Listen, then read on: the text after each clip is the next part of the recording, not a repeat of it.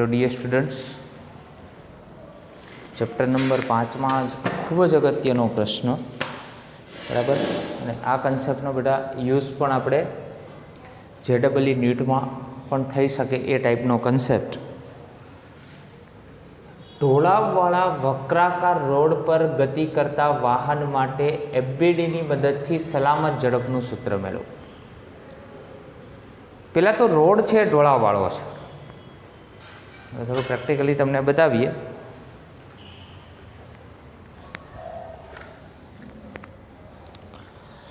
आ रीते ढोळावाळो रोड अने एना पर आ रीते वाहन आ रीते नीचे गति करतुं, पाछो वक्राकार कीधो छे।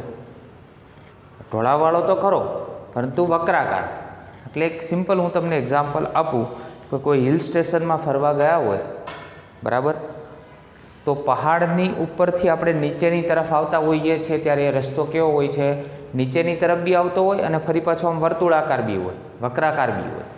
ए टाइपनो रस्तो होय तो एना माटे वाहन माटे FBD एटले फ्री बॉडी डायग्राम, शुं कहेवाय फ्री बॉडी डायग्राम, जेमां एक एक भागने अलग करवाना आवे बराबर। आपणे लास्ट लेक्चर में एक उदाहरण में जोयुं हतुं अने तेनी मददथी सलामत झड़पनुं सूत्र। सलामत झड़प एनो मीनिंग ए थाय कि आ वाहन छे बराबर ए नीचे कां तो कोई खाई में पड़ी ना जवुं जोईए। सपोज आपणे हिल स्टेशन की बात करें तो खाई में पड़ी ना तेनी सलामत झड़प आपणे केटली राखवी जोईए जेना कारणे ए ड्राइविंग एनुं सेफ रहे बराबर, एना माटेनुं सूत्र। तो आपणे आकृतिनी अंदर एक वक्राकार मार्ग दर्शावेल छे।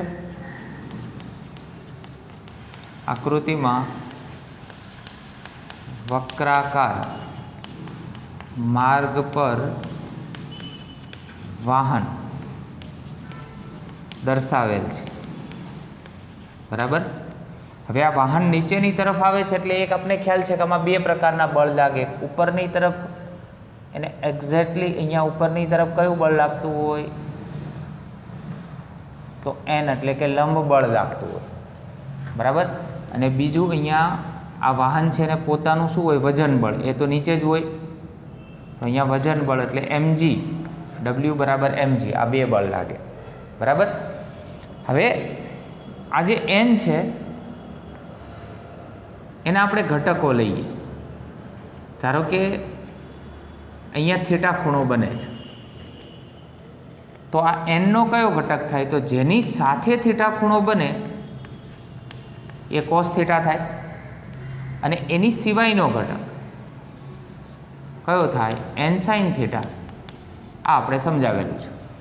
आ कन्सेप्ट ज JEE नीटना कोई एक्जाम्पल आ टाइपना पूछाय तो आ कन्सेप्ट खूब ज अगत्यनो छे बराबर। घटको जे दर्शाववाना ए खूब ज अगत्यनी वस्तु छे बराबर। बीजी वस्तु के ज्यारे वाहन नीचेनी तरफ आवतुं हशे तो एक सामे बळ हशे। कयुं बळ तमे जाणो छो, ए घर्षण बळ हशे जेने आपणे शुं कहीए छे FS कहीए छे। शुं कहीए छे FS बराबर। एना बी बे घटको लईए, एक अहींया अने एक नीचेनी तरफनो घटक। हवे मानो के अहींया आपणे थीटा खूणो बने छे तो आ FS शुं थशे cos थीटा अने नीचेनो घटक शुं थशे FS sin थीटा। क्लियर? पहला तो आटली वस्तु आपने आखी क्लियर होवी जोईए बराबर। तो आ जे सदिश छे एना पण बे घटको, एक जेनी साथे थीटा खूणो बने ए cos थीटा अने बीजो घटक छे FS sin थीटा। आटली वस्तु तमने जो ख्याल आवे तो आनुं सूत्र छे ए थोड़ुं लांबू छे पण बहु सहेलुं सूत्र छे बराबर। एकबीजाना बळने आपणे बेलेन्स कराववाना छे। हवे तमे जाणो छो कि कोईपण वाहन ज्यारे वर्तुळाकार मार्गे गति करतो होय बराबर तो एनो प्रवेग क्यां होय एना केंद्र तरफ, अने केंद्रगामी प्रवेग कहेता हता। आपणे शुं कहीए छीए ने केंद्रगामी प्रवेग बराबर, एना वडे दर्शावीए छीए। तो एवा पेला बे घटको लईए बराबर। जो आ बंने घटको छे ए आ दिशामां एक सरखी दिशामां छे बराबर।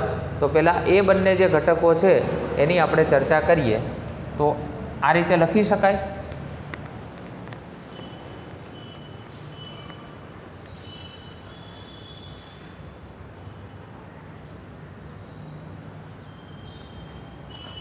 આકૃતિને જોડે જોડે રેફરન્સ તરીકે રાખજો, જેથી કરી અને કોઈ કન્ફ્યુઝન ના થાય.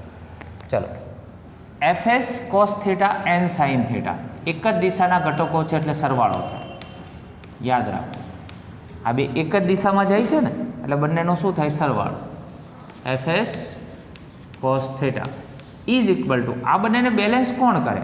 તો આવી રીતે વક્રાકાર માર્ગ છે, ઢોળાવાળો બી છે ને વક્રાકાર છે, એટલે કેન્દ્ર ક્યાંક આપણે અહીંયા ગણી લઈએ તો એને કેન્દ્રગામી બળ હશે એ શું કરશે? એને બેલેન્સ કરશે.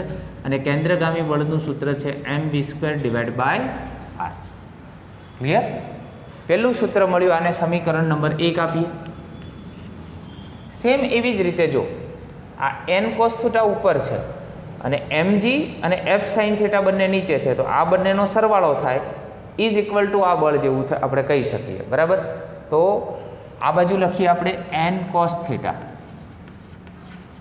ઇઝ ઇક્વલ ટુ હું શું લખી શકું? તો mg plus fs sin theta.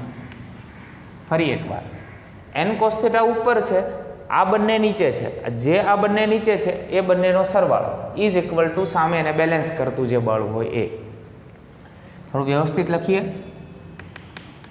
n cos theta minus fs sin theta is equal two શું થાય? mg. fs ને આ સાઈડ લાવે, સમીકરણ નંબર 2. ક્લિયર?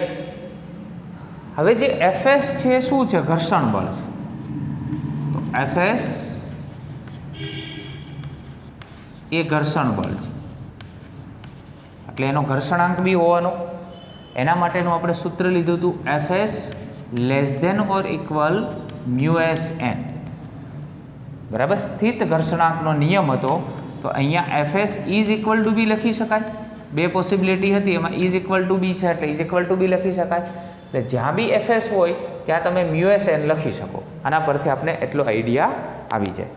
બરાબર? હવે સમીકરણ નંબર 1 અને સમીકરણ નંબર 2 એ બંનેનો ભાગાકાર કરીએ છીએ. જોજો, સમીકરણ નંબર 1 ભાગ્યા સમીકરણ નંબર 2 કરતા. બરાબર? ચલો, n sin theta plus fs cos theta divide by n cos theta minus fs sin theta is equal to, ઉપર છે આપણી જોડે mv²/r અને નીચે શું છે? mg. તો પહેલાં તો અહીંયાથી m શું થઈ ગયા? Direct cancel. fsની જગ્યાએ બેટા શું લખી શકીએ? μsn. તો n sin theta is equal to μsn cos theta divide by n cos theta minus μsn sin theta is equal to v²r જતા રહ્યા નીચે, rg થયું. ક્લિયર? ચલો, આમાંથી n કોમન નીકળી જશે, આમાંથી બી n કોમન નીકળી જશે ને n ઉપર નીચે કેન્સલ થઈ જશે. બરાબર? n કોમન નીકળી અને શું થઈ જાય? કેન્સલ થઈ જાય. બરાબર? તો ડાયરેક્ટ જે નવું સૂત્ર આવે છે અહીંયા ઉપરની સાઈડ આપણે લખીએ. n કોમન નીકળી અને કેન્સલ થયા, તો sine theta plus μs cos theta divide by cos theta minus μs sin theta is equal to v²/rg. શું થઈ જાય? v²/rg. બરાબર?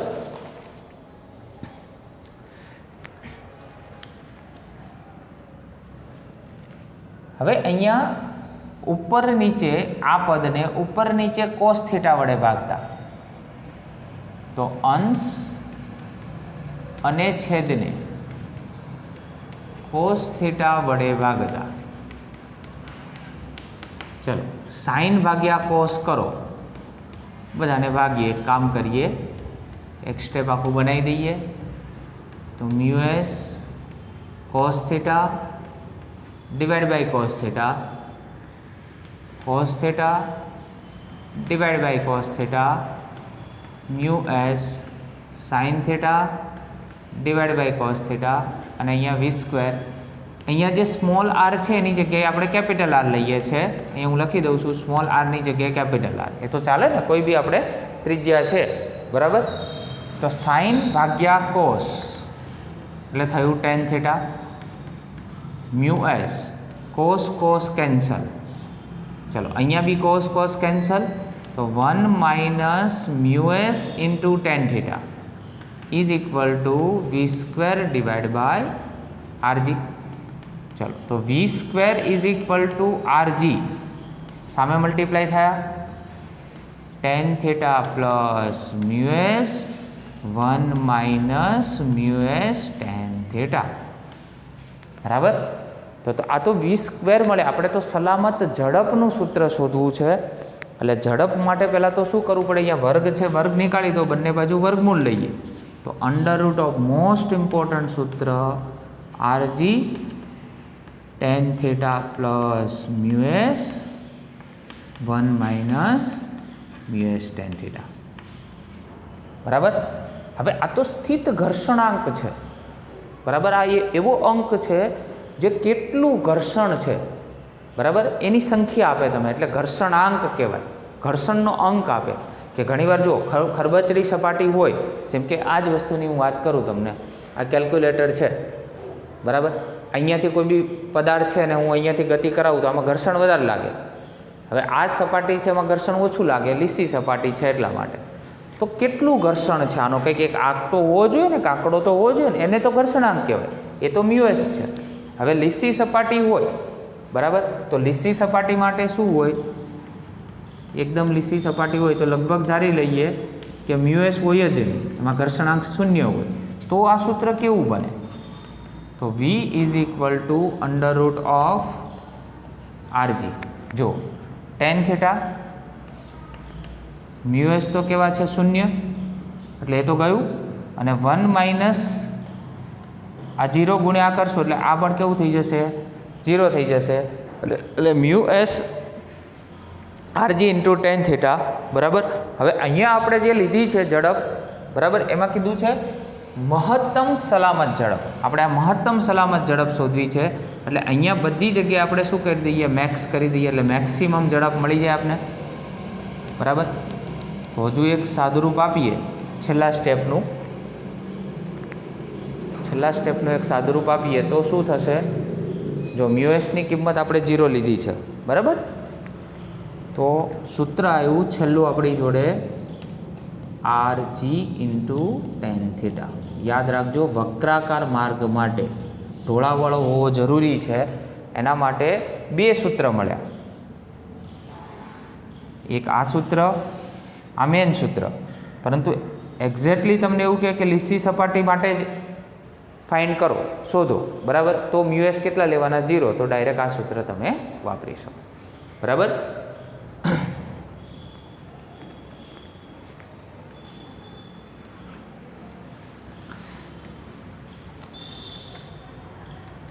ફરી એકવાર રિવાઇઝ કરાવું છું આખી થિયરી ફરી એકવાર રિવિઝન કરીએ છીએ. કોઈ વાહન છે નીચેની તરફ આવે છે, બરાબર, તો લંબ બળ આ રીતે લાગે. જો એક વસ્તુ યાદ રાખો,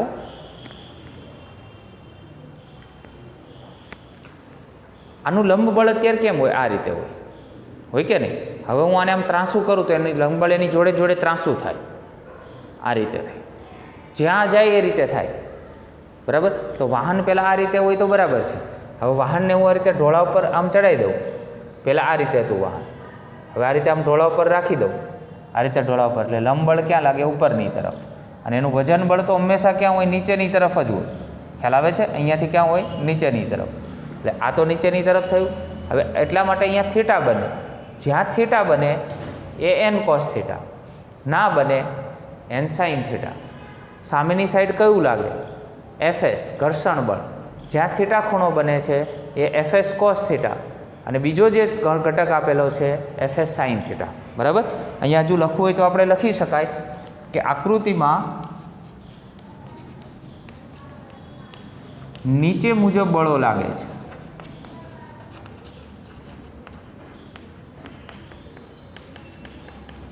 કયા કયા બળ લાગે છે? પહેલું લંબ બળ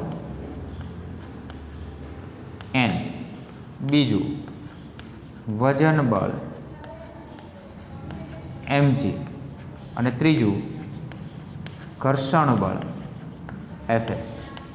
ક્લિયર? હવે તમારે શું કરવાનું? જો આ બંને જે દિશામાં જાય છે એનો સરવાળો કરવાનો, બરાબર, ઇઝ ઇક્વલ ટુ આ રીતે વક્રાકાર માર્ગ છે એટલે એનો પ્રવેગ કેન્દ્રગામી હોય તો કેન્દ્રગામી પ્રવેગનું સૂત્ર હતું mv²/r. બરાબર, એનું સાદુરૂપ આપીને બીજું તો n cos θ છે એને કોણ બેલેન્સ કરે છે? તો આ નીચેના બે બળ બેલેન્સ કરે છે, Fs sin θ અને mg. તો આ બંનેનો સરવાળો is equal two n cos θ. બરાબર, આપણે Fs sin θ ને આ સાઈડ લઈ દીધા. Fs એ ઘર્ષણ બળ છે, એનું જે સૂત્ર હતું એમાં μsn હતું તો ત્યાં μsn મૂકી દીધા. બરાબર, અને આ બંનેનો ભાગાકાર કર્યો સમીકરણ 1 અને 2 નો, એમ કેન્સલ થયા. બરાબર, μsn મૂક્યા, n બધામાંથી કોમન નીકળી અને કેન્સલ થઈ જશે. ઓકે, તો sin θ plus mu s cos θ minus mu s sin θ. તો અંશ અને છેદને જો તમે cos θ વડે ભાગો, બરાબર, તો sin ભાગ્યા cos એટલે tan મળશે plus mu s 1 minus mu s tan θ. બરાબર, એના ઉપરથી v² મેક્સિમમ મહત્તમ સલામત ઝડપ જોઈએ છે. આરજીને સામે મલ્ટીપ્લાય કરો તો tan θ plus mu s 1 minus mu s tan θ મળી શકે. બરાબર, લીસી સપાટી હોય તો મ્યુએસ કેટલા લેવાના? 0 લેવાના, જેથી કરીને કોઈ કન્ફ્યુઝન થાય નહીં. Okay, thank you very much.